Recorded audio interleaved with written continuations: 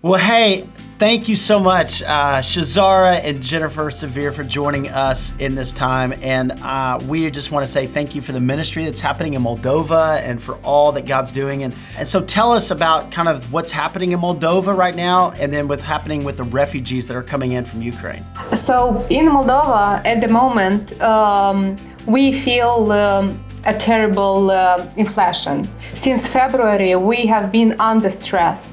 However, all these refugees continue coming, and across the border made us pull ourselves together and mobilize ourselves on addressing their needs. And on the daily basis, we have food bags, hygienic kits, medicine, bedding, and we are trying to help them in everything they need. But we know that God is aware, He knows, and He will care for us. These are the words we are telling every refugee. Man, we're praying for you. We're praying for our staff, and we know with all the 42 of our JMI staff in Moldova, so much of your job has switched to taking care of refugees. Also, tell us about how the children are doing. I know so many people at Rolling Hills, we sponsor kids in Moldova, and kind of tell us about how it's going with the children in the villages. Thankfully, they are just going about their daily lives, trying to do the best they can, trying to survive every day just like they always have. Obviously, everybody knows there's a war going on next door.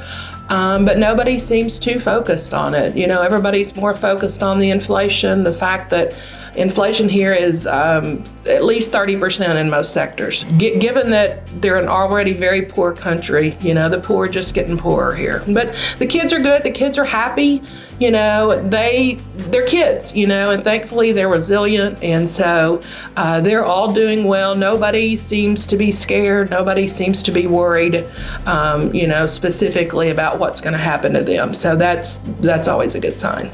Our work here continues. If the war continues, it could be pretty desperate by this winter. So the JMI's role is going to become more and more critical as time goes on to make sure these kids have what they need. Hey, Shazara, I know we're not able to bring mission teams this summer with the war going on. Tell us, how are we as JMI responding to the villages, to camps? What are we going to do this summer to minister to the kids since you don't have American teams? We plan 4 camps this summer. We'll try to make their days full of happiness, and our transitional living kids are volunteering for these camps. Also, all our staff is evolving in these camps. So we continue our work despite to this terrible situation.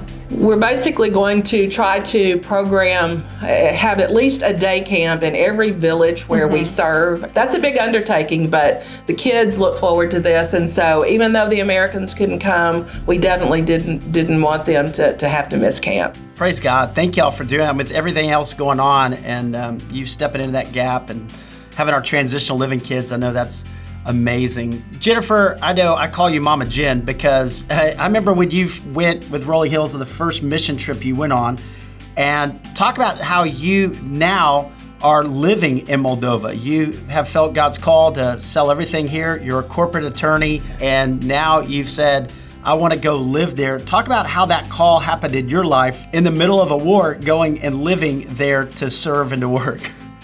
Well, that very first mission trip was the summer of 2010. I won't say I knew that trip that I would end up living in Moldova, but God definitely planted the seed that He had something bigger in mind for me. I knew that there was something about being here and being with the kids that was supposed to be part of my service.